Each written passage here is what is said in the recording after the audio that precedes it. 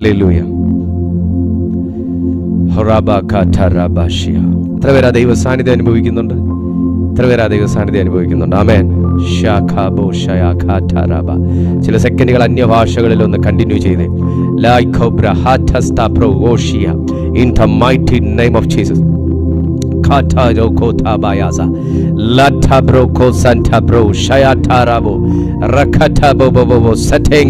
Holy Ghost. ആ ദൈവ സാന്നിധ്യമൊക്കെ തൊടട്ടെ ചിലരെ. അവിശ്വസിക്കുന്നവരുടെ മേലേക്ക് ആ ദൈവ സാന്നിധ്യത്തിന്റെ പതിപ്പിക്കലുകൾ ഉണ്ടാകട്ടെ.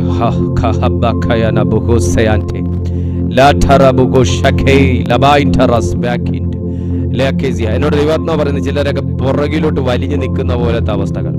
ഈ പ്രാർത്ഥനയിൽ പുറകിലോട്ട് പോയി, വിശ്വാസത്തിൽ പുറകിലോട്ട് പോയി, എല്ലാ കാര്യങ്ങളിലും പുറകിലേക്ക് മാറി നിൽക്കുന്ന ചില വ്യക്തിത്വങ്ങളുണ്ടെന്ന് കർത്താവിന്റെ ആത്മാവ് എന്നോട് പറയുന്നു. നിങ്ങൾ എത്രത്തോളം പുറകിലോട്ട് പോകുമോ അത്രത്തോളം അതിന്റെ രണ്ടിരട്ടിയും കൂടെ പുറകിലോട്ട് നിൽക്കും നിങ്ങളെക്കുറിച്ചുള്ള ദൈവിക പദ്ധതികൾ. നമ്മൾ എത്ര തന്നെ ബാക്ക് അടിച്ച് നിൽക്കുവോ നമ്മൾ നിൽക്കുന്നതിനേക്കാൾ ഒരു രണ്ടിരട്ടിയും കൂടെ പുറകിലോട്ട് നിൽക്കും നമ്മളെക്കുറിച്ചുള്ള ദൈവിക പദ്ധതികൾ, വാഗ്ദത്തങ്ങൾ.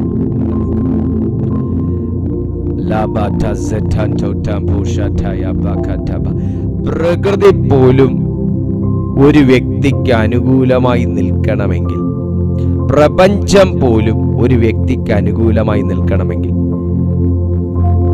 അവൻ ദൈവത്തോട് കൂറു പുലർത്തുന്നവനാണെന്ന് അവർക്ക് തോന്നണം. ഈ പ്രപഞ്ചം പോലും ഉറ്റു നോക്കിക്കൊണ്ടിരിക്കുക ദൈവത്തെ വിളിക്കുന്നവരെ. കാരണം അവരെല്ലാ ദിവസവും കേൾക്കുന്നത് ദൈവത്തെ വർഷിപ്പ് ചെയ്യുന്ന പറവജാതികളെയും മൃഗങ്ങളെയും ഒക്കെയാണ്. നമ്മൾ ആര് ദൈവത്തോട് പ്രാർത്ഥിച്ചില്ലെങ്കിലും പക്ഷികൾ സൂര്യോദയത്തിന് മുൻപേ ദൈവത്തോട് പ്രാർത്ഥിക്കാറുണ്ട്. പറവജാതികളെല്ലാം ദൈവത്തോട് കൂറ് പുലർത്താറുണ്ട്. കാരണം അതിലൊരാൾ രാവിലെ HDFC ബാങ്ക്, ഒരു പറവജാതി HDFC ബാങ്കിൽ ജോലിക്ക് പോകുന്നില്ല. ഒരാൾ സൺടെക്കിൽ, ടെക്നോ പാർക്കിൽ സോഫ്റ്റ്വെയർ എഞ്ചിനീയർ ആയിട്ട് വർക്ക് ചെയ്യുന്നില്ല. ഒരാള് കോഴിക്കോട് ബിസിനസ് മീറ്റിങ്ങിന് പോകുന്നില്ല. ഇവരാരും ഒരു പണിയും ചെയ്യാതിരിക്കുന്നെങ്കിലും ദൈവം അന്നന്ന് ഇവർക്ക് വേണ്ടുന്നതെല്ലാം കൊടുക്കുന്നത് കൊണ്ട് ദൈവത്തോടുള്ള ഒരു നന്ദി അത് അവർ ചെയ്യാറുണ്ട്. ഞാനതിനെ വിശ്വസിക്കുന്നു. അങ്ങനെയാണ് വിശ്വസിക്കുന്നത്.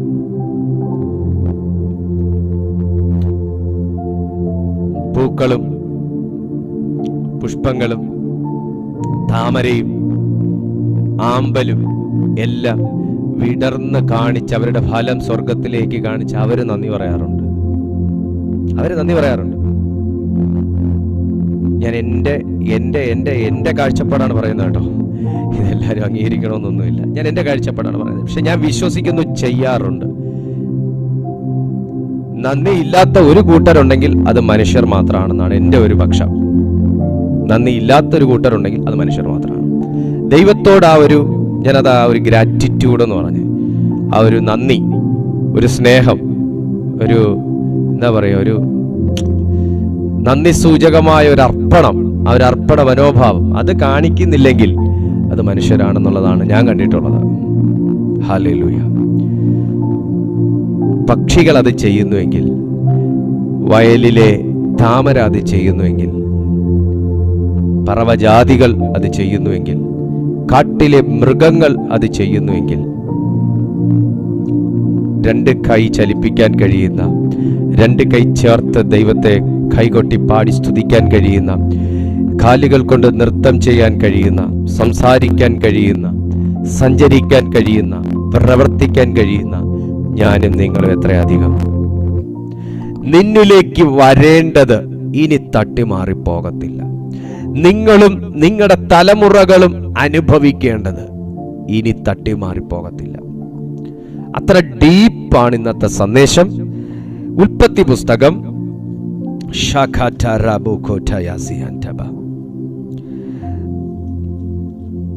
ഞാൻ ഈ ഉൽപ്പത്തി പുസ്തകത്തിൽ ഏത് വചനം നിങ്ങളോട് വായിപ്പിക്കുന്ന ഞാൻ ഈ ആലോചിക്കുന്നത്. കാരണം 2, 3, 4, 5, 6 വാക്യം ഞാനിങ്ങനെ മാർക്ക് ചെയ്തിട്ടിട്ടുണ്ട്.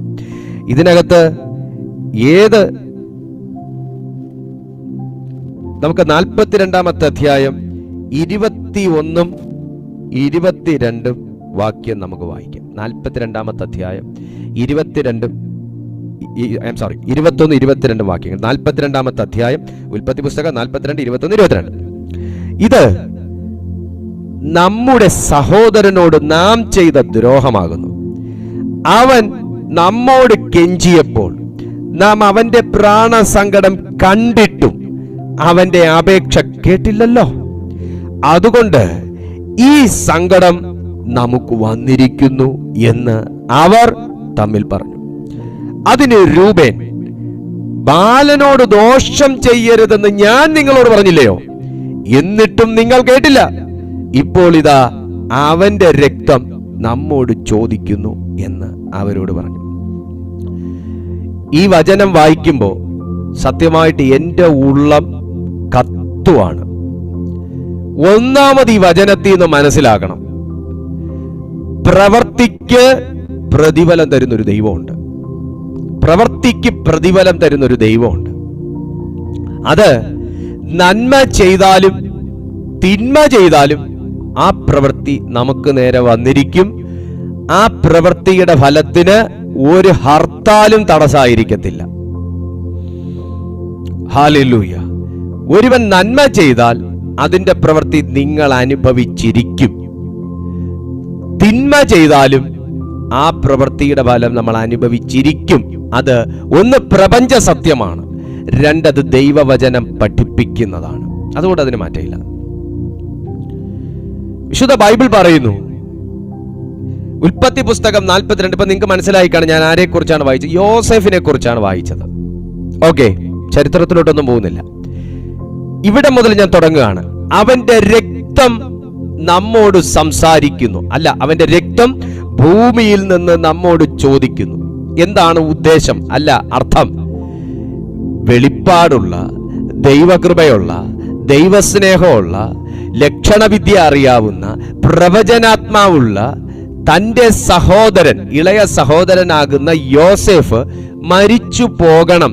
അവന് ദൈവം ഈ ഭൂമിയിൽ പ്രവർത്തിക്കാൻ കൊടുത്ത അവസരങ്ങളെ എല്ലാം തകർത്തു മാറ്റിക്കൊണ്ട് ഈ ഭൂമിയിൽ നിന്ന് അവൻ നഷ്ടപ്പെട്ടു പോകണം എന്നാഗ്രഹിച്ചു ഒരു കൂട്ടം സഹോദരങ്ങൾ, സ്വന്തം സഹോദരങ്ങൾ തന്നെ തള്ളിയിട്ട് കൊല്ലാൻ തുനിഞ്ഞിട്ടും എടുത്തും ഇസ്രായേല്യർക്ക് വിറ്റ് കളഞ്ഞിട്ടും അവൻ ഇന്നും ജീവനോടെ ഇരിക്കുന്നു എന്നറിയാതെ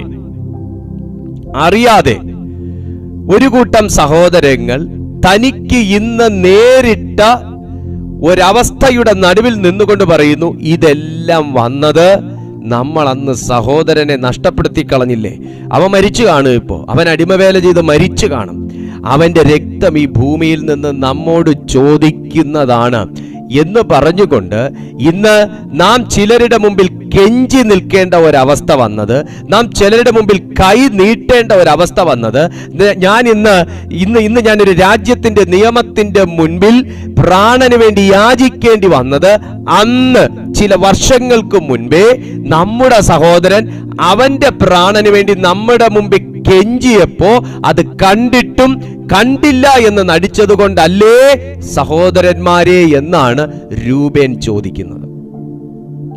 ഹല്ലേലൂയ. പശ്ചാത്തലം ഞാൻ പറയാം.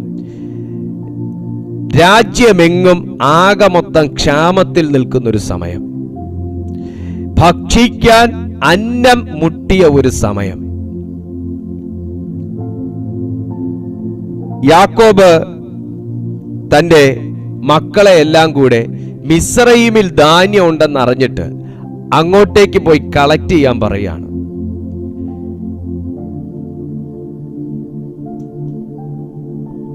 ഈ പറയുന്ന യോസേഫ് മരിച്ചുപോയി എന്നാണ് അവരുടെ ഉള്ളിൽ ഇപ്പോ സഹോദരന്മാരുടെ ഉള്ളിലെ വിശ്വാസം.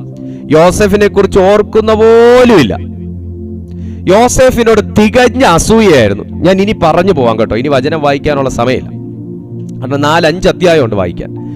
പറഞ്ഞു പോവാം. യോസേഫ് ജീവിച്ചിരിക്കുന്നോ ഇല്ലയോ, മരിച്ചു എന്നുള്ളതാണ് അവരുടെ ഒരു ധാരണ.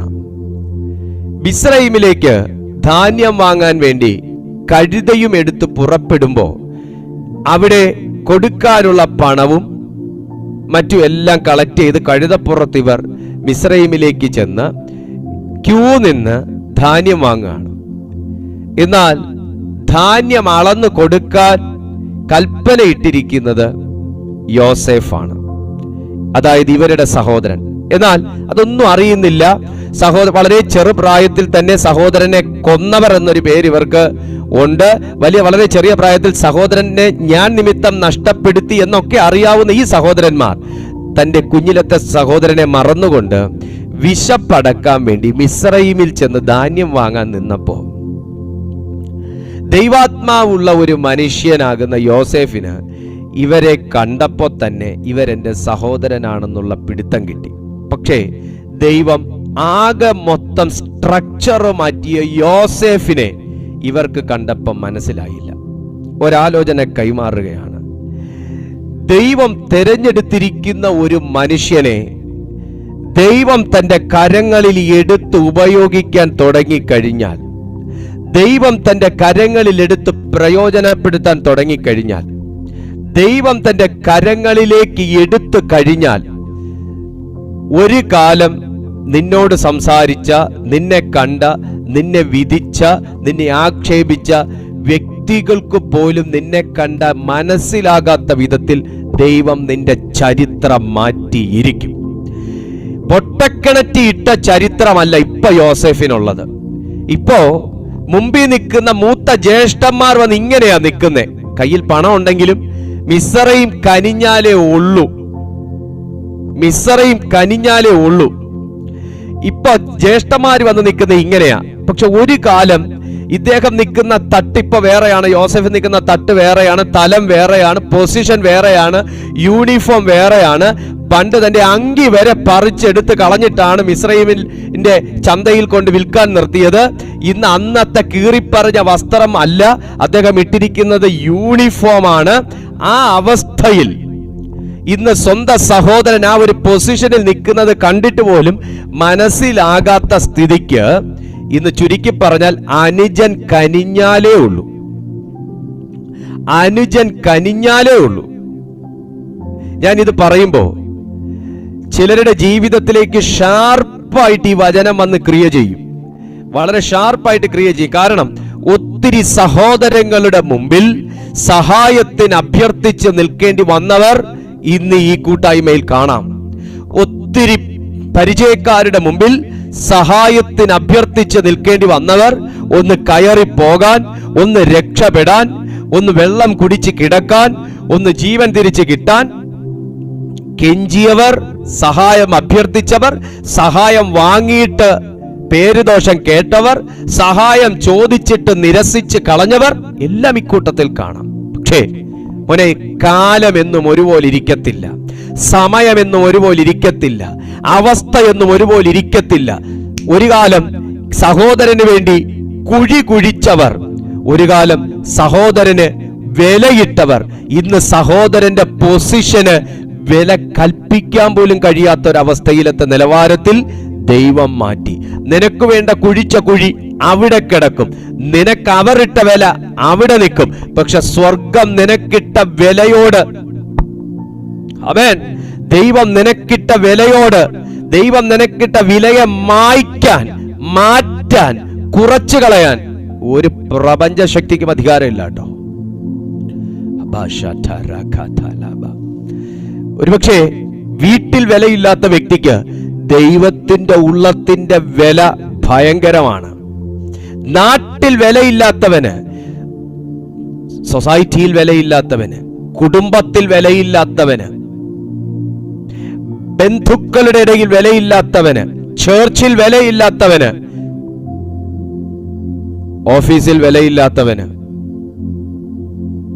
സംഘടനയിൽ വിലയില്ലാത്തവന്, ദൈവത്തിന്റെ ഉള്ളത്തിൽ വില വലുതാണെങ്കിൽ, ദൈവത്തിന്റെ ഉള്ളത്തിൽ വില വലുതാണെങ്കിൽ സമയം എന്നും ഒരുപോലെ ഇരിക്കത്തില്ല, സാഹചര്യം എന്നും ഒരുപോലെ ഇരിക്കത്തില്ല, അവസരങ്ങളും അവസ്ഥകളും ഒരുപോലെ ഇരിക്കത്തില്ല. യോസെഫിന് സഹോദരന്മാരുടെ മുമ്പിൽ പ്രാണന് വേണ്ടി കെഞ്ചാൻ ഒരു സമയം ഉണ്ടെങ്കിൽ ഇന്ന് യോസെഫ് തീരുമാനിക്കണം, ഇവൻ പ്രാണനും കൊണ്ട് ഇവന്റെ നാട്ടിൽ പോകണമെങ്കിൽ. കാര്യം ചരിത്രം വായിക്കണമെങ്കിൽ നിങ്ങൾ 40-ാമത്തെ അധ്യായം മുതൽ 45-ാമത്തെ അധ്യായം വരെ വായിച്ചു നോക്കിക്കോ. നിങ്ങൾ നിന്ന് കത്തും. Hallelujah, praise God. ഇന്ന് സഹോദരൻ തീരുമാനിക്കണം, നീ നിന്റെ ആയുസ്സും നിന്റെ പൊക്കണ സഞ്ചിയും കൊണ്ട് നിന്റെ നാടും കരയും പറ്റണമെങ്കിൽ ഇന്ന് ഇളയ സഹോദരൻ തീരുമാനിക്കണം. എവിടിരിക്കുന്നു ചെങ്കോൽ? ഹല്ലേലൂയ. ആരെയും ആക്ഷേപിക്കരുത്, ആരെയും വില കുറച്ച് കാണരുത്. ദൈവത്തിന് ഒരുത്തന്റെ സമയം തിരുത്താൻ ഒത്തിരി മണിക്കൂറുകൾ വേണ്ട, ഒത്തിരി വർഷങ്ങൾ വേണ്ട. തികഞ്ഞ ദൈവാശ്രയത്വം താഴ്മയെ മാത്രം മതി. ദൈവം നിനക്ക് അവസരം തരും. അതാണ് നമ്മുടെ സബ്ജക്റ്റ്. ദൈവം നിനക്ക് അവസരം തരും. പക്ഷെ എന്തേ ദൈവമേ സ്വപ്നം കാണുന്ന യോസെഫിനെ അന്ന് നീ സഹോദരന്മാരുടെ മുമ്പിൽ നിന്ന് രക്ഷിച്ചില്ല എന്നൊക്കെ നമുക്ക് ചോദിക്കാം.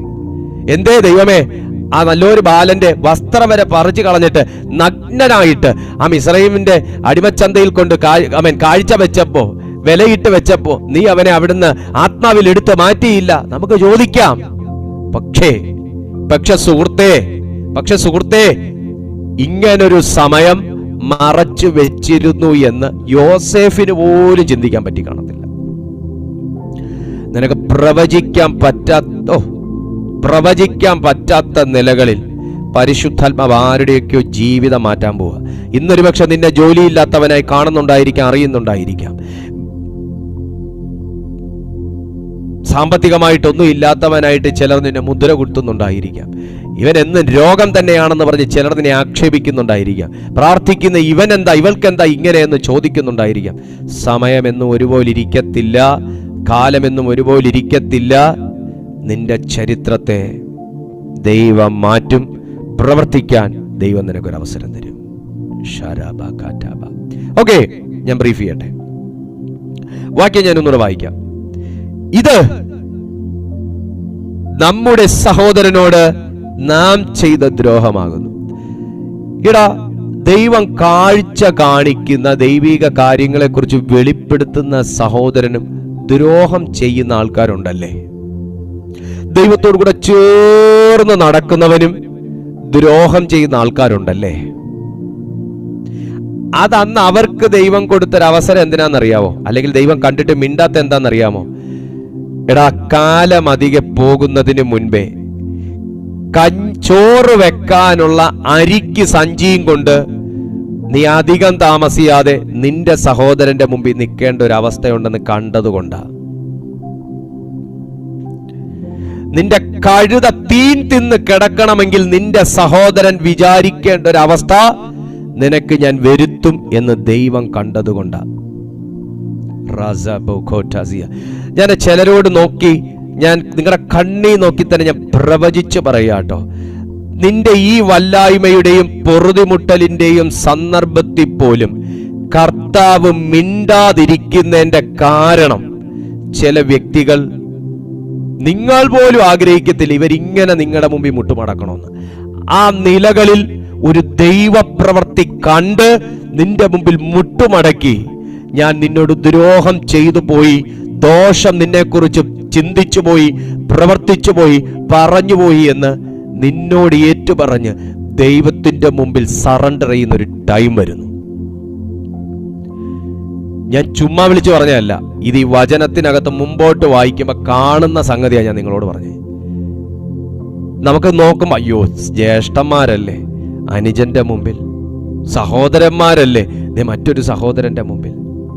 പക്ഷേ കൊന്നു കളയാൻ വരെ അവസരം കിട്ടിയിട്ട് ഞാനൊരു കാര്യം പറയട്ടെ. ശൗലിനെ കൊന്നുകളയാൻ ദാവീദിന് അവസരം കിട്ടിയതാ. വാളിന്റെ അറ്റത്ത് വന്ന് കഴുത്തു നിന്ന സമയത്തും ദാവീദ് ചെയ്തില്ല. മക്കളെ, നമുക്ക് വേണമെങ്കിൽ നമ്മളെ മുറിവേൽപ്പിച്ചവരെ ഇരട്ടി മുറിവേൽപ്പിക്കുന്ന രീതി നമുക്ക് സംസാരിക്കാം. നമ്മുടേത് കവർന്നെടുത്തോണ്ട് പോയവന്റെ ATM കാർഡ് നമ്മുടെ മുമ്പിൽ അവന്റെ വിത്ത് പിൻ നമ്പർ കിട്ടിയാലും നമുക്ക് വേണമെങ്കിൽ അവന്റെ അക്കൗണ്ട് തന്നെ അങ്ങ് അടിച്ചു മാറ്റാം. പക്ഷേ അത് തിരിച്ചങ്ങനെ ചെയ്യാതിരിക്കുന്നതിനകത്ത് ഒരു ഭയങ്കര പ്രതികാരം മറഞ്ഞിരിപ്പുണ്ട്. ഹല്ലേലൂയ. ഒരു ഭയങ്കര ആരുടെ പ്രതികാരം? ദൈവത്തിന്റെ, നമ്മുടെ അല്ല. നമുക്കെതിരെ ദോഷം പറഞ്ഞവനെതിരെ ഒരു സിനിമാ കഥ പോലെ തിരിച്ച് ഒരു കഥയുണ്ടാക്കാൻ നമുക്കൊരു പക്ഷെ ഒരു അവസരം കിട്ടിയെന്ന് വരാം. അതങ്ങനെ ചെയ്യാതിരിക്കുന്നതിന്റെ പിന്നിൽ ഒരു ബ്യൂട്ടി ഉണ്ട്. നമ്മുടെ അവസരം തട്ടിയെടുത്തവന്റെ ആജീവനാന്തകാലമുള്ള അവസരത്തെ തെറിപ്പിച്ച് കളയാനുള്ള ചീട്ട് നമ്മുടെ കയ്യിൽ കിട്ടിയാലും അങ്ങനെ ചെയ്യാതിരിക്കുന്നതിനകത്തൊരു ബ്യൂട്ടിയുണ്ട്. അതുകൊണ്ട് വിശുദ്ധ ബൈബിൾ പറയുന്നത്, നിങ്ങൾ നന്മ കൊണ്ടുവേണം തിന്മയെ ജയിക്കാൻ. നിനക്കെതിരെ ഒരു വ്യക്തി തിന്മ ചെയ്താൽ തിരിച്ച് തിന്മ ചെയ്യുന്നതിനകത്ത് എന്ത് ബ്യൂട്ടിയാണുള്ളത്? അല്ല, എന്ത് പ്രത്യേകതയാണുള്ളത്? അല്ല, അവനും ഞാനും തമ്മിൽ പിന്നെ എന്ത് വ്യത്യാസമാണുള്ളത്? യേശു പറഞ്ഞു, എടാ, ഒരു കരണം അടിച്ചാൽ മറുകരണം കൂടെ കാണിച്ചു കൊടുപ്പിൻ. താഴ്മയാണ് അത് കുറിക്കുന്നത്. പക്ഷെ ഈ സഹോദരനാകുന്ന യോസെഫ് എങ്ങനെ ചെയ്തെന്നറിയാമോ? മുമ്പിൽ നിൽക്കുന്നത് സഹോദരന്മാരാണെന്ന് അറിഞ്ഞിട്ട് ഇവർക്കെതിരെ ഒരു ആരോപണമിട്ടു. കാരണം യോസെഫിനെ സഹോദരന്മാരുടെ മുമ്പിൽ വെളിപ്പെടുത്തണമായിരുന്നു. ഞാൻ ആത്മാവിൽ ഒരു ദൂത് നിങ്ങളോട് പറയാണ്, നിന്റെ തെരഞ്ഞെടുപ്പിനെ കുറിച്ചും ദൈവം നിന്നെ മാനിച്ച വിധങ്ങളെക്കുറിച്ചും ചില വ്യക്തികൾ അറിയാൻ പോവുകയാണ്. നിന്റെ തെരഞ്ഞെടുപ്പിനെ കുറിച്ചും ദൈവം നിന്നെ മാനിക്കുന്നതിന്റെയും പിന്നിലുള്ള രഹസ്യത്തെക്കുറിച്ച്, നിന്റെ പൊസിഷൻ തന്നെ ചേഞ്ച് ആയി എന്ന് ചില വ്യക്തികൾ അറിയാൻ പോവാണ്. ഇവിടെ മുമ്പിൽ നിൽക്കുന്നത് സഹോദരന്മാരാണെന്ന് അറിഞ്ഞ യോസെഫ് അവർക്ക് ആവശ്യമായ തീനെല്ലാം കൊടുത്തതിന് ശേഷം, പിന്നെ നമ്മൾ 43-ാമത്തെ അധ്യായം വായിക്കുമ്പോൾ അതിന്റെ 28-ാമത്തെ വാക്യം നിങ്ങളൊന്ന് വായിച്ചാൽ മനസ്സിലാവും. തന്റെ 26 മുതൽ ഒന്ന് വായിച്ചാൽ മനസ്സിലാവും. 42-ാമത്തെ അധ്യായം 26.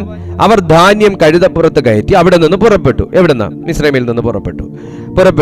വഴി അമ്പലത്തിൽ വെച്ച് അവരിൽ ഒരുത്തൻ കഴുതയ്ക്ക് തീൻ കൊടുക്കുവാൻ ചാക്കഴിച്ചപ്പോൾ തന്റെ ദ്രവ്യം ചാക്കിന്റെ വായ്ക്കൽ ഇരിക്കുന്നത് കണ്ട് തന്റെ സഹോദരരോട്, എന്റെ ദ്രവ്യം എനിക്ക് തിരികെ കിട്ടി, അതിതാ എന്റെ ചാക്കിലിരിക്കുന്നു എന്ന് പറഞ്ഞു. അപ്പോൾ അവരുടെ ഉള്ളം തളർന്നു, അവർ വിറച്ചു, ദൈവം നമ്മോട് ഈ ചെയ്തത് എന്ത് എന്ന് തമ്മിൽ പറഞ്ഞു.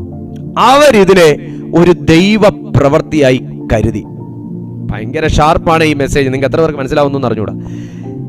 നിങ്ങൾ ഒരു പ്രൊവിഷൻ സ്റ്റോറിൽ ചെന്നു, നിങ്ങൾ ഒരു 5 കിലോ അരി മേടിച്ചു. നിങ്ങൾ അവിടെ ദ്രവ്യം കൊടുക്കണമോ? കൊടുക്കണം. നിങ്ങൾ തിരിച്ച് വീട്ടിൽ വന്ന് ആ കവർ പൊട്ടിച്ച് നോക്കുമ്പോൾ നിങ്ങൾ അവിടെ കൊടുത്ത 200 രൂപ അല്ലെങ്കിൽ 300 രൂപ നിങ്ങളുടെ ആ കവറിനകത്ത് ഇട്ടാണോ അദ്ദേഹം അരി പാക്ക് ചെയ്ത് തരുന്നേ? അല്ല. ദ്രവ്യം അവരെടുക്കും, വസ്തു നിങ്ങൾക്ക് തരും. അതാണ് നിയമം, കച്ചവട നിയമം. എന്നാൽ ഇവിടെ കാണുന്ന ഒരു കാര്യം, ഇവർ മേടിച്ചോണ്ട് വന്ന ധാന്യത്തിന്റെ കെട്ടഴിച്ചപ്പോ ഇവരവിടെ കൊടുത്ത ദ്രവ്യം, പണം, അത് അതുപോലെ ഈ ചാക്കിനകത്തിട്ട് കെട്ടിയാ കൊടുത്തു വിട്ടത്. ഇതാരുടെ നിർദ്ദേശമായിരുന്നു? ഇത് യജമാനനാകുന്ന യോസെഫിന്റെ നിർദ്ദേശപ്രകാരം തന്റെ ഗൃഹവിചാരകൻ ചെയ്ത ഒരു വേലയാണ്. ഓക്കെ. എന്നാൽ ഇവരിതിനെ എന്തായിട്ട് കണ്ടു? ഞാൻ കൊടുത്ത പണം എന്റെ സഞ്ചിക്കകത്ത് അരിയോടുകൂടെ ഇതിനകത്ത് കിടക്കുന്നു, ദൈവം നമ്മോട് ചെയ്തത് എന്ത്? ആരെയാ ഇപ്പൊ വിളിച്ചേ? ദൈവത്തെയാ വിളിച്ചത്. സഹോദരനാകുന്ന യോസേഫേ, ഇവർക്ക് നീ അരി കൊടുത്തു വിടാത്തതാണോ പ്രതികാരം? ഇവർ നിന്റെ രാജ്യത്ത് നിന്ന് അരി മേടിച്ചോണ്ട് പോയിട്ട്, കർത്താവേ നിനക്ക് നന്ദി, നീ ജീവനുള്ള ദൈവമെന്ന് ഉച്ചത്തിൽ വിളിച്ച് ദൈവത്തെ മഹത്വപ്പെടുത്തുന്നതാണോ നിനക്ക് കൊടുക്കാവുന്ന ഏറ്റവും നല്ല ഒരു പ്രതികാരം? ഈ ദൈവത്തെ ഇവർ സഹോദരനെ കൊല്ലാൻ ശ്രമിച്ചപ്പോൾ ഭയപ്പെട്ടില്ലല്ലോ. ഈ ദൈവം ഇവനെ ജീവിപ്പിക്കാൻ ശക്തനെന്ന് ഇവർ അന്ന് നനച്ചില്ലല്ലോ. ഈ ദൈവം പ്രവർത്തിക്കുന്ന ദൈവം എന്നിവർ അന്ന് കരുതിയില്ലല്ലോ. അന്ന് സ്വർഗത്തിലേക്ക് നോക്കി എന്റെ ദൈവമേ യഹോവേ എന്നിവർ വിളിച്ചില്ലല്ലോ. പക്ഷേ ഇപ്പോൾ ഇവരുടെ വായി കൊണ്ട് തന്നെ പറയുന്നു, ദൈവം നമ്മോട് ചെയ്തത് എന്ത് എന്ന് ചിന്തിച്ച് അവർ വിറയ്ക്കുന്നു. ഞാൻ ആത്മാവിൽ ഒരു ദൂത് പറയുന്നു സഹോദരന്മാരെ, ആത്മാവിൽ ഞാനൊരു ദൂത് പറയുന്നു സഹോദരിമാരെ, നീ സേവിക്കുന്ന ദൈവം ചെയ്യുന്ന പ്രവർത്തികളെ കണ്ട് നിനക്കെതിരെ പ്രയോഗിച്ച പലതിനെ കുറിച്ചോർത്ത് ചില വ്യക്തികൾ വിറച്ചുകൊണ്ട് ദൈവസന്നിധിയിൽ മുട്ടുകുത്തി അവർ ദൈവത്തെ അംഗീകരിക്കുന്നതാണ് യഥാർത്ഥ ദൈവപ്രവൃത്തി. Hallelujah, praise to Jesus. ഒന്നാമത്തെ വിറയൽ ഇവിടെ തുടങ്ങുകയാണ്. അവരുടെ ദ്രവ്യം തിരിച്ചു കിട്ടി. തിരിച്ചു വരെ യാക്കോബിന്റെ അടുത്ത് ചെന്ന് നടന്ന ദൈവപ്രവൃത്തികളെ കുറിച്ചെല്ലാം പറഞ്ഞതിന് ശേഷം കുറച്ച് നാളുകൾ ഇങ്ങനെ ക്ഷാമമൊക്കെ കൊണ്ടുവന്ന അരിയൊക്കെ തീർന്നു, ഗോതമ്പൊക്കെ തീർന്നു, യവമൊക്കെ തീർന്നു കഴിഞ്ഞിട്ട് വീണ്ടും പറയാണ്, ഇനി ഇവിടെ ഇപ്പം അരിയൊന്നും ഇരിപ്പില്ല, നിങ്ങൾ വീണ്ടും മിസ്രൈമിൽ പോയി നിങ്ങൾ കൊണ്ടുവരണം, ധാന്യം കൊണ്ടുവരണം. വീണ്ടും ഇവർ മിസ്രൈമിൽ ചെല്ലുന്ന സമയത്ത് വീണ്ടും ഇവർ യോസേഫിനെ കണ്ടുമുട്ടുകയാണ്. പക്ഷെ യോസേഫാണെന്നൊന്നും അവിടെ പറയുന്നില്ല. അദ്ദേഹത്തിന്റെ രൂപം മാറി, ഭാവം മാറി, എല്ലാം മാറി. വീണ്ടും അവർ പോകുന്ന സമയം വീണ്ടും ഇതുപോലെ കാര്യങ്ങളെല്ലാം ചെയ്യുന്നു. രണ്ടാമത് സഹോദരന്മാരോടുകൂടെ ഇരുന്ന് ഭക്ഷിക്കാൻ യോസേഫ് ഒരു അവസരം ഒരുക്കുകയാണ്. ഇപ്പോഴും സഹോദരന്റെ മുമ്പിലാണ് ഇരിക്കുന്നതെന്ന് അറിയത്തില്ല. ഒരു വ്യാജാരോപണ കുറ്റം തന്റെ സഹോദരന്മാരുടെ മേൽ മനഃപൂർവ്വം ചുമത്തി അവരെ ഒന്ന് പേടിപ്പിച്ച് അവരെക്കുറിച്ചുള്ള വസ്തുതകളെല്ലാം അന്വേഷിച്ചറിഞ്ഞ് സ്വന്തം അപ്പന്റെയും അന്വേഷണ വിവരം അന്വേഷിച്ചറിഞ്ഞതിന് ശേഷം ആമേൻ 43-ാമത്തെ അധ്യായം അതിന്റെ 18-ാമത്തെ വാക്യം വായിക്കുമ്പോൾ കാണാം, തങ്ങളെ യോസേഫിന്റെ വീട്ടിൽ കൂട്ടിക്കൊണ്ടു പോകുകയാൽ അവർ ഭയപ്പെട്ടു. ആദ്യത്തെ പ്രാവശ്യം നമ്മുടെ ചാക്കിൽ മടങ്ങി വന്ന ദ്രവ്യ നിമിത്തം നമ്മെ പിടിച്ച് അടിമകളാക്കി നമ്മുടെ കഴുതകളെയും എടുത്തുകൊള്ളേണ്ടതിനാകുന്നു നമ്മെ കൊണ്ടുവന്നിരിക്കുന്നതെന്ന് പറഞ്ഞ് അവർ ആകെ യോസേഫിന്റെ ഗൃഹവിചാരകരുടെ അടുത്ത് ചെന്ന് പ്രാണന് വേണ്ടിയും അവരെ വിട്ടുകൊടുക്കേണ്ടതിന് വേണ്ടിയും ആകെ മൊത്തം ഇവർ ഭയന്ന് പരവശരാകുകയാണ്. ഞാനൊരു കാര്യം ചോദിക്കട്ടെ, യോസേഫ് ഒരൊറ്റ പ്രാവശ്യമേ പേടിച്ചുള്ളൂ പ്രാണനെ പ്രതി. എൻ്റെ സഹോദരന്മാർ എൻ്റെ പ്രാണനെ എന്തായാലും എടുത്തു കളയും, എൻ്റെ അപ്പൻ്റെ അടുത്ത് ചെന്നിട്ട് ആടിൻ്റെ രക്തം മുക്കി എന്തായാലും ഞാൻ മരിച്ചുപോയി എന്ന് പറഞ്ഞ് അവർ തടി ഊരും. പക്ഷേ ഇത് എത്രാമത്തെ പ്രാവശ്യം ഇവർ ഭയപ്പെടുന്നതെന്ന് നോക്കി. സ്വന്തം പ്രാണന് വേണ്ടി. ഞാനൊരു ദൂതൂടെ പറയാം, നമ്മൾ ഈ ഭൂമിയിൽ ചെയ്യുന്ന എല്ലാത്തിനും പ്രതിഫലമുണ്ട്, അടിയുമുണ്ട്, തിരിച്ചടിയുമുണ്ട്. സ്തോത്രം. പക്ഷെ നിങ്ങൾ നോക്ക്, 23-ാമത്തെ വാക്യം പറയുമ്പോ ഭയങ്കര ഒരു വാക്കാണത്. 23-ാമത്തെ വാക്യം, ഇവരുടെ ഭയം കണ്ട് യോസേഫിന്റെ ഗൃഹവിചാരകൻ പറയുകയാണ്, നിങ്ങൾക്ക് സമാധാനം, നിങ്ങൾ ഭയപ്പെടേണ്ട, നിങ്ങളുടെ ദൈവം നിങ്ങളുടെ അപ്പന്റെ ദൈവം തന്നെ. നിങ്ങളുടെ ചാക്കിൽ നിങ്ങൾക്ക് നിക്ഷേപം തന്നിരിക്കുന്നു, നിങ്ങളുടെ ദ്രവ്യം എനിക്ക് കിട്ടി എന്ന് പറഞ്ഞ് ശിമയോനെയും അവന്റെ അടുക്കൽ പുറത്തു കൊണ്ടുവന്നു. എന്തിനാന്ന് ചോദിച്ചാൽ ഇവർ പറയുന്നത് സത്യമാണോ കള്ളമാണോ എന്ന് അറിയാൻ വേണ്ടി യോസേഫ് തന്നെ പറഞ്ഞു, നിങ്ങൾ ഈ പറയുന്നത് സത്യമാണെങ്കിൽ നിന്റെ സഹോദരൻ ഇവിടെ നിൽക്കട്ടെ, നീ പോയി നിന്റെ അപ്പന്റെ അടുത്ത് നിൽക്കുന്ന മറ്റേ സഹോദരനെ കൂടെ കൂട്ടിക്കൊണ്ട് വന്നാൽ നിങ്ങൾ ഞങ്ങളുടെ രാജ്യത്തെ ഒറ്റുനോക്കാൻ വന്ന ഒറ്റുകാരല്ല എന്ന് തെളിയിക്കാം. അതുകൊണ്ട് നിങ്ങൾ പോയി നിങ്ങളുടെ സഹോദരനെ കൊണ്ടുവാ എന്ന് പറഞ്ഞ് അന്ന് അങ്ങ് വിട്ടതാണ്. ഇപ്പോ ശിമയോനെയും ഇവരുടെ മുമ്പിൽ കൊണ്ട് നിർത്തി. അത് കഴിഞ്ഞിട്ട് 26-ാമത്തെ വാക്യം വന്നപ്പോ 26-ാമത്തെ വാക്യം വന്നപ്പോ യോസേഫ് വീട്ടിൽ വന്നപ്പോൾ അവർ കൈവശമുള്ള കാഴ്ച അകത്തു കൊണ്ടുവന്ന് അവന്റെ മുമ്പാകെ വെച്ച് സാഷ്ടാംഗം വീണ് നമസ്കരിച്ചു. അവൻ അവരോട് കുശലപ്രശ്നം ചെയ്തു. നിങ്ങൾ പറഞ്ഞ വൃദ്ധൻ നിങ്ങളുടെ അപ്പൻ സൗഖ്യമായിരിക്കുന്നുവോ, അവൻ ജീവനോടിരിക്കുന്നുവോ എന്ന് ചോദിച്ചു. അതായത് സ്വന്തം അപ്പൻ ജീവനോടിരിക്കുന്നോ എന്നാണ് ചോദിച്ചത്. താഴേക്കെല്ലാം വായിച്ചു കഴിഞ്ഞതിന് ശേഷം 32-ാമത്തെ വാക്യം വന്നപ്പോ ഇവർക്ക് കഴിക്കാനുള്ള ഭക്ഷണം കൊണ്ട് മുമ്പിൽ വെക്കുന്ന ഒരു വാക്ക്, സ്വന്തം സഹോദരൻ, ഇളയ സഹോദരൻ വിളമ്പുന്ന ഭക്ഷണം ജ്യേഷ്ഠന്മാർ കഴിക്കേണ്ടി വരുന്ന ഒരളവിലേക്ക് അനുജനെ വളർത്തിയ ദൈവം. കഴിക്കുന്ന സ്ഥലം വേറെയാ, കൊട്ടാരമായി. ഇത് കൊട്ടാരം. കഴിക്കുന്ന സ്ഥലം വേറെയാ, മുമ്പിലിരിക്കുന്ന ആളും പൊസിഷനും വേറെയാ. സഹോദര, മിസ്രൈമ്യരുടെ കൂടെ എബ്രായർ കഴിച്ച ചരിത്രമില്ല, എബ്രായരുടെ കൂടെ മിസ്രൈമ്യർ കഴിച്ച ചരിത്രമില്ല. ചെയ്യത്തില്ല, ശത്രുതയാ, നിഷിദ്ധമാണ്, ചെയ്യത്തില്ല. ഇപ്പൊ മിസ്രൈമും എബ്രായരും കളി എങ്ങോട്ടേക്ക് മാറി. ദൈവത്തിന് എത്ര സമയം വേണം നിയമങ്ങളെ മാറ്റാൻ, ദൈവത്തിന് എത്ര സമയം വേണം അവസ്ഥകളെ മാറ്റാൻ, ദൈവത്തിന് എത്ര സമയം വേണം സാഹചര്യങ്ങളെ മാറ്റാൻ. അതുകൊണ്ട് അവരാ നിയമപ്രകാരമാ കൊണ്ടുവച്ച്. എന്താണെന്നറിയാമോ? കേട്ടോ, അവന് പ്രത്യേകവും അവർക്ക് പ്രത്യേകവും അവനോടുകൂടെ ഭക്ഷിക്കുന്ന മിസ്രൈമ്യർക്ക് പ്രത്യേകവും കൊണ്ടുവച്ചു. പ്രത്യേകമായിട്ട് പാത്രങ്ങളിൽ കൊണ്ടുവച്ചു. കേട്ടോണം, മിസ്രൈമ്യർ എബ്രായരോടുകൂടെ ഭക്ഷണം കഴിക്കുകയില്ല. അത് മിസ്രൈമ്യർക്ക് വെറുപ്പാകുന്നു. മൂത്തവൻ മുതൽ ഇളയവൻ വരെ പ്രായത്തിനൊത്തവണ്ണം അവരെ അവന്റെ മുമ്പാകെ ഇരുത്തി. അവർ അന്യോന്യം നോക്കി ആശ്ചര്യപ്പെട്ടു.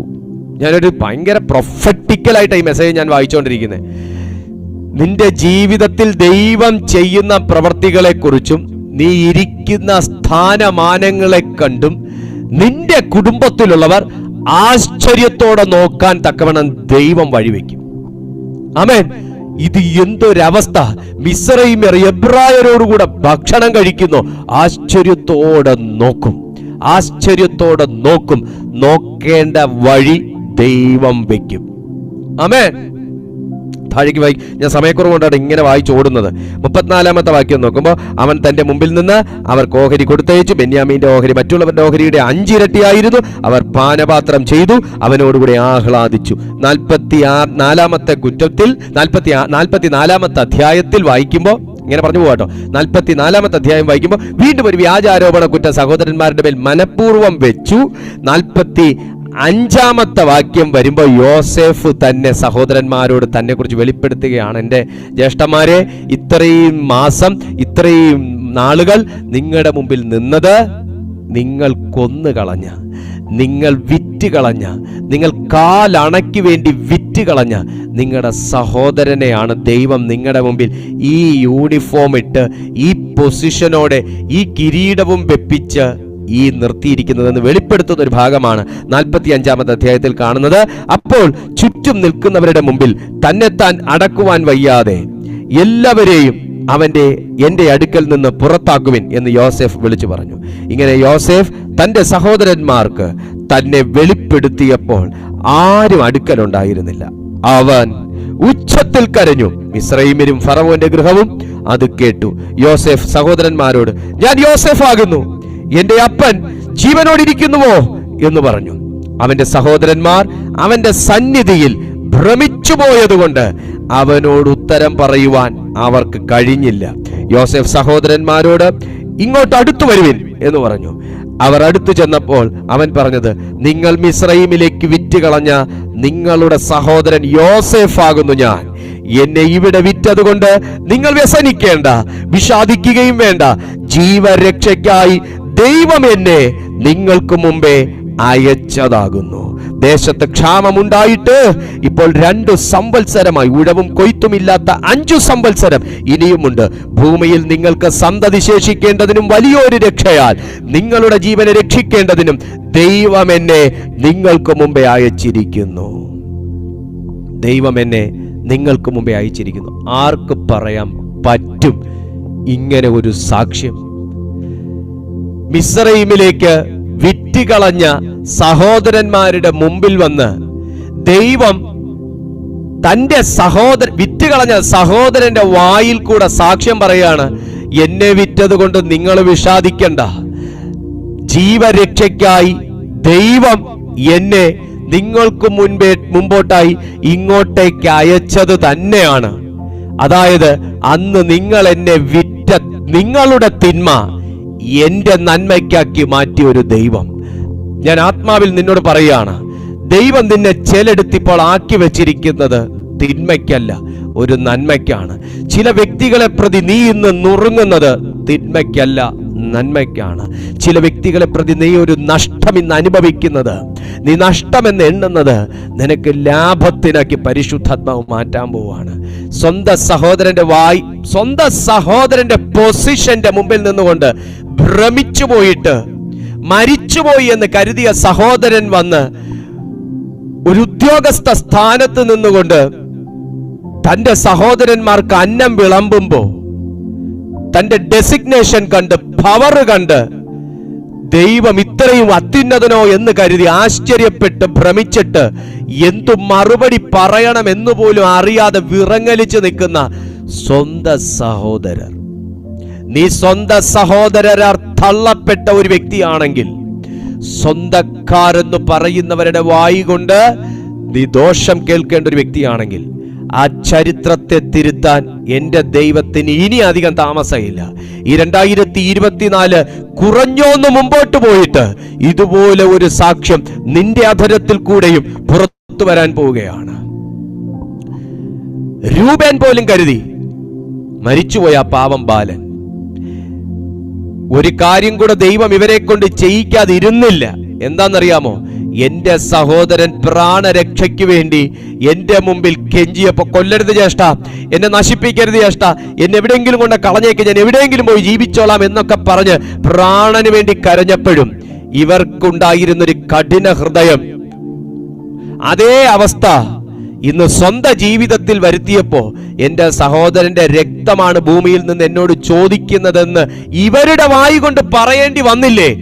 അതൊരു ദൈവപ്രവൃത്തിയും ഒരു ദൈവിക പ്രതികാരവുമാണ്. എന്നാൽ സ്വന്തം ജ്യേഷ്ഠന്മാർക്ക് അന്നം വിളമ്പാൻ കഴിഞ്ഞത് തന്നെയാണ് അനുജന് ചെയ്യാൻ കഴിഞ്ഞ ഏറ്റവും വലിയ നന്മ. സ്വന്തം രാജ്യത്ത് നിന്നുകൊണ്ട് സ്വന്തം കൽപ്പനയിൽ അപ്പനും അമ്മയ്ക്കും വേണ്ടുന്നതെല്ലാം, അവരുടെ കഴുതയ്ക്ക് വേണ്ടതുവരെ മാസങ്ങളോളം തിന്മാനുള്ളത് കൊടുത്തയച്ച കൂട്ടത്തിൽ നൽകിയ പണം കൂടെ അവരുടെ ധാന്യ സഞ്ചിക്കകത്ത് ഇട്ടുകൊടുക്കാൻ കഴിഞ്ഞത് തന്നെയാണ് ചെയ്യാൻ കഴിഞ്ഞ ഏറ്റവും വലിയ പ്രതികാരം. അതെടുത്ത് കൈകളിൽ പിടിച്ചുകൊണ്ട്, ദൈവമേ നീ ചെയ്ത പ്രവൃത്തി എന്താണെന്ന് ദൈവത്തിന് നന്ദി പറയാൻ കഴിഞ്ഞത് തന്നെയാണ് അനുജന് ചേട്ടന്മാരെ വിശ്വസ്ത മാർഗത്തിൽ നടത്താൻ ദൈവം ജീവിച്ചിരിപ്പുണ്ടെന്ന് പറഞ്ഞു പഠിപ്പിക്കാൻ കഴിഞ്ഞ ഏറ്റവും നല്ല മാർഗം. ദൈവം അവസരം തരുമെന്നേ. ആ ദൈവത്തെ അംഗീകരിക്കാത്തവരെ അംഗീകരിപ്പിക്കാൻ ദൈവം നിനക്ക് അവസരം തരുമെന്നേ. ദൈവം ജീവനുള്ള ദൈവമാണെന്ന് ചിലരുടെ അധരം കൊണ്ട് വിളിച്ചു പറയാൻ ഇതുപോലത്തെ അവസരം ദൈവം നിനക്ക് തരുമെന്നേ. അനുജൻ ഇത് വാങ്ങി പോക്കറ്റിയിട്ട് അവിടം കൊണ്ട് തീർന്നു. പക്ഷേ വാങ്ങിക്കൊണ്ടുപോയ ധാന്യസഞ്ചിക്കകത്ത് കൊടുത്ത ദ്രവ്യം, ആമേൻ, ദൈവം ഈ ചെയ്തതെന്ത്? ദൈവം ഈ ചെയ്തതെന്ത്? ദൈവം നമ്മുടെ ജീവിതത്തിൽ ചെയ്തതെന്ത് എന്ന് പറയിക്കുന്ന വിശ്വസ്തനായ ദൈവം. നിങ്ങളുടെ കയ്യിൽ നിന്ന് നിങ്ങളുടെ നന്മ ആരെങ്കിലും അപകരിച്ചെങ്കിൽ കരയണ്ട. അതൊന്നും നിനക്ക് നഷ്ടപ്പെട്ടു പോകത്തില്ല. നിനക്ക് ദൈവം ഇരട്ടിയായിട്ട് തരികയും ചെയ്യും. മറ്റുള്ളവർക്ക് കൊടുക്കാൻ നിന്നെ ദൈവം പ്രാപ്തനാകുകയും ചെയ്യും. ഇന്ന് നീ വായ്പ വാങ്ങി ജീവിക്കുന്നെങ്കിൽ നീ വിഷമിക്കുകയൊന്നും വേണ്ട. നിങ്ങൾ ആരും വിഷമിക്കണ്ട. നിങ്ങൾ ഇന്ന് വായ്പ വാങ്ങും. കാലമൊന്നും അങ്ങനെയൊന്നും ഇരിക്കത്തില്ല. കാലമൊന്നും അങ്ങനെയൊന്നും ഇരിക്കത്തില്ല. സമയമൊന്നും അങ്ങനെയൊന്നും ഇരിക്കത്തില്ല. യോസേഫ് വിശ്വസ്തനായിരുന്നു ദൈവമക്കളെ. നമുക്ക് എല്ലാവർക്കും സാമ്പത്തിക ബുദ്ധിമുട്ടുണ്ട്. പക്ഷെ ഉള്ളതിനകത്ത് നമ്മൾ വിശ്വസ്തത പാലിക്കുമ്പോഴാണ് കർത്താവ് നമ്മളെ അധികത്തിൽ വിചാരകന്മാരാക്കുന്നത്. അന്ന് ഇട്ടിരുന്ന അങ്കി പോലും പറിച്ചെടുത്ത് കളഞ്ഞു. എന്നിട്ട് മിസ്രയീമ്യർക്ക് വിറ്റ് കളഞ്ഞു. അങ്ങനെ ചെയ്തതുപോലും നന്മയ്ക്കാക്കി മാറ്റാൻ ദൈവത്തിനല്ലാതെ ആർക്ക് കഴിയും? ആർക്ക് കഴിയും? ഷാക്കിയ സ്ഥാനത്തെല്ലാം വിശ്വസ്തനായിരുന്ന യോസേഫിനെ ഇന്ന് കാര്യവിചാരകനാക്കി മാറ്റാൻ ദൈവം ചെയ്തൊരു പ്രവൃത്തി നിന്റെ ജീവിതത്തിലുണ്ടാവും. ഇന്ന് നീ തൊഴിലില്ലായ്മ അനുഭവിക്കുന്നുണ്ടായിരിക്കാം. സമൂഹത്തിലൊരു മാന്യതയില്ലായിരിക്കാം, ഉയർച്ചയില്ലായിരിക്കാം, ഒരു അംഗീകാരം ഇല്ലായിരിക്കാം. നിങ്ങൾക്ക് എവിടുന്നും നിങ്ങളാരും സ്നേഹിക്കുന്നില്ലായിരിക്കാം. നിങ്ങൾ ഒത്തിരി ഒറ്റപ്പെടലും നിരാശയും ഏകാന്തതയും അനുഭവിക്കുന്നുണ്ടായിരിക്കാം. നിങ്ങളുടെ ജീവിതത്തിൽ പല മേഖലകളിൽ അപജയങ്ങൾ ഉണ്ടായിരിക്കാം. പക്ഷെ നഷ്ടപ്പെട്ടു പോവല്ല, നിങ്ങളാരും നിരാശപ്പെട്ടു പോവല്ല. യോസഫിനെ നോക്കുക. ഒരുപാട് ഘട്ടങ്ങളിലൂടെ അദ്ദേഹത്തെ ദൈവം കടത്തി കൊണ്ടുപോയി. യോസഫിനാകെ ഉണ്ടായിരുന്ന അസറ്റ് എന്ന് പറഞ്ഞാൽ ദൈവാശ്രയവും ദൈവഭയമായിരുന്നു. ദൈവാശ്രയവും ദൈവഭയവും ഉണ്ടെങ്കിൽ ഒരു സഹോദരൻ പോലും മരിച്ചു പോയില്ല. എല്ലാ സഹോദരന്മാരുടെ മുമ്പിലും സ്വന്തം സഹോദരനെ ആദരിച്ച് ഉയർത്തി മാനിച്ച് സഹോദരന്റെ കൃപയ്ക്ക് പാത്രങ്ങളാക്കി മാറ്റാൻ തക്കവണ്ണം എൻ്റെ ദൈവം ചരിത്രത്തെ തിരുത്തിയതുപോലെ നിന്റെ ചരിത്രത്തെ എൻ്റെ ദൈവം മാറ്റാൻ പോവുക. അത് 2025 അത് 2024 തുടക്ക നാളുകളിലാണ്.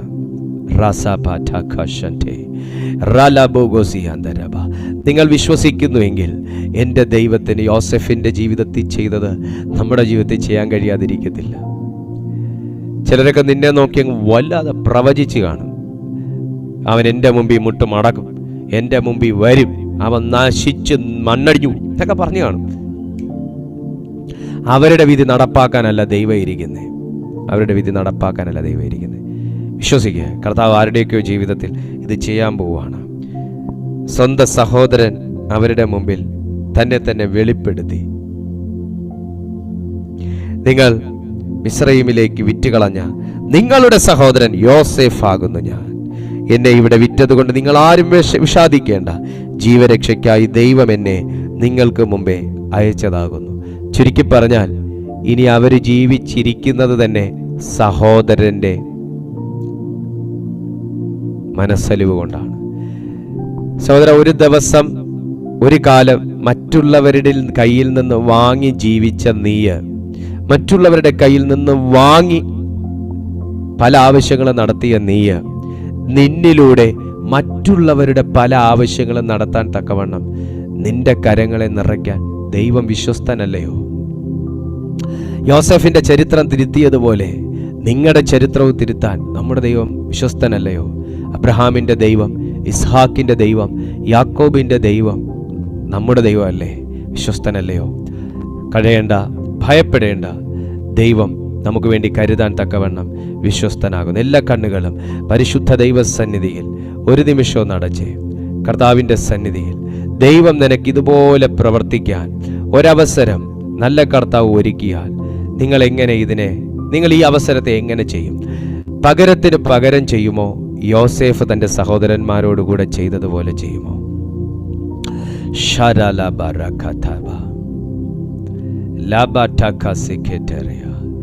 ദൈവം ആരോടൊക്കെയോ പറയാം, നിനക്കും ദൈവം പ്രവർത്തിക്കാൻ ഒരു അവസരം തരും. നിനക്കും ദൈവം പ്രവർത്തിക്കാൻ ഒരു അവസരം തരും. ദൈവം പ്രവർത്തിക്കാൻ ഒരു അവസരം തരും. ഓ ജീസസ്, ഇന്ന് കണ്ട മിസ്രയീം വരെ ഇനി കാണാത്ത പോലെ നിനക്കും ദൈവം പ്രവർത്തിക്കാൻ ഒരു അവസരം തരും.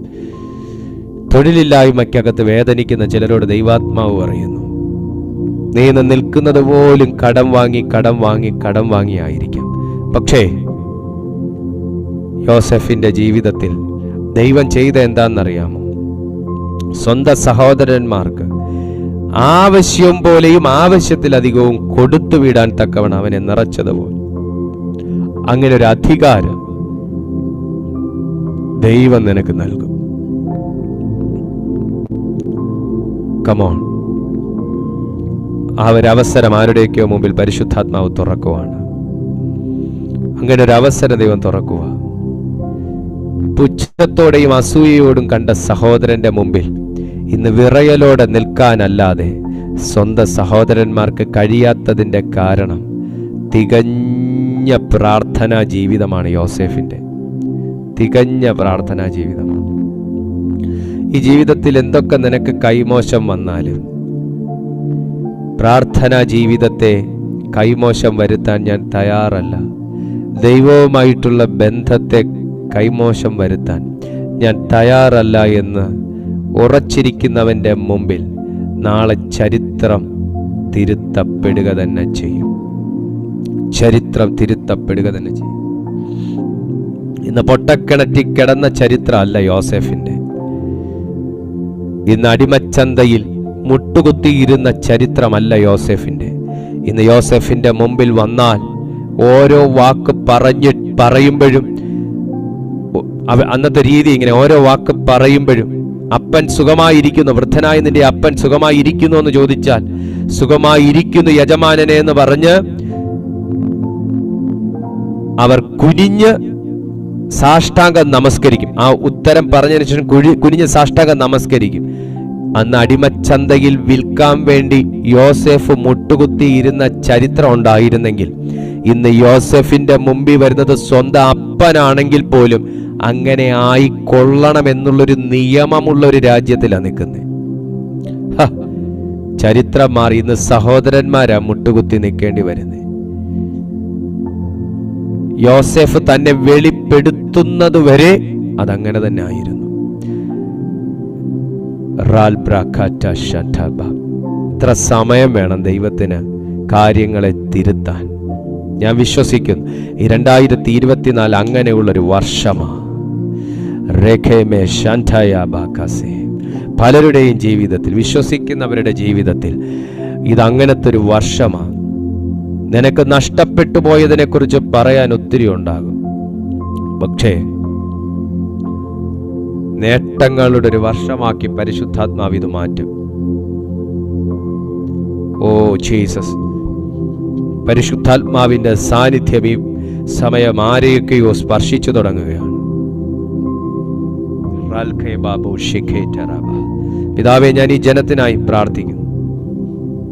ഇവർക്ക് പ്രവർത്തിപ്പാൻ പരിശുദ്ധാത്മാവ് ഒരു അവസരം കൊടുക്കണമേ.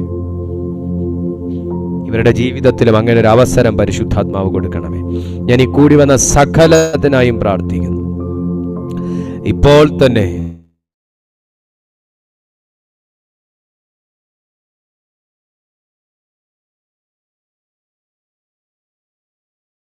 എല്ലാ മഹത്വം അങ്ങേക്ക് യേശുവിൻ നാമത്തിൽ തന്നെ ആമേൻ.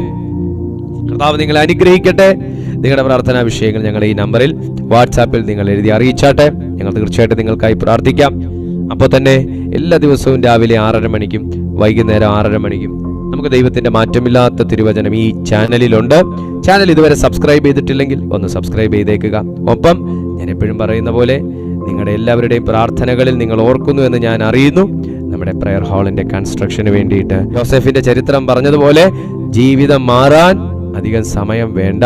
സോ നിങ്ങൾക്ക് കഴിയുന്നത് നിങ്ങൾ ചെയ്യുക. കർത്താവ് നിങ്ങൾക്ക് അതിന് പ്രതിഫലം നൽകി മാനിക്കാൻ തക്കവണ്ണം വിശ്വസ്തനാണ്. കാലമെന്നും ഒരുപോലെ ഇരിക്കത്തില്ല, സമയമെന്നും ഒരുപോലെ ഇരിക്കത്തില്ല. സകലത്തിന്റെ മധ്യത്തിലും ദൈവത്തിന്റെ വിശ്വസ്തത വെളിപ്പെടുത്തട്ടെ. കർത്താവ് നിങ്ങളെ സഹായിക്കട്ടെ. അടുത്ത ദിവസം നമുക്ക് തമ്മിൽ കാണാം. അതുവരെ അത്യുന്നതന്റെ ചിറകിന്റെ കീഴിൽ കർത്താവ് നമ്മെ എല്ലാവരെയും അനുഗ്രഹിച്ച് മാനിക്കട്ടെ.